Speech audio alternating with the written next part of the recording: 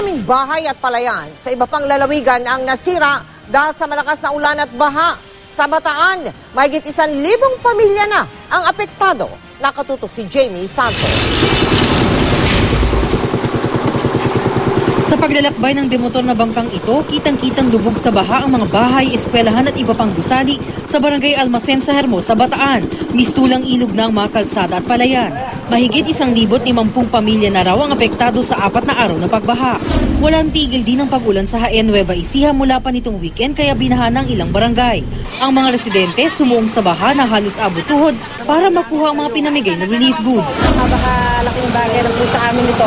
Nasa 15 pamilyang inilikas mula sa barangay Salumage sa Paniki, Tarlac dahil sa pag-apaw ng ilog. Ang ilang residente nagtulong-tulong na sa pagtatanggal ng mga bumarang kawayan sa ilog para madaling makadaloy ang tubig.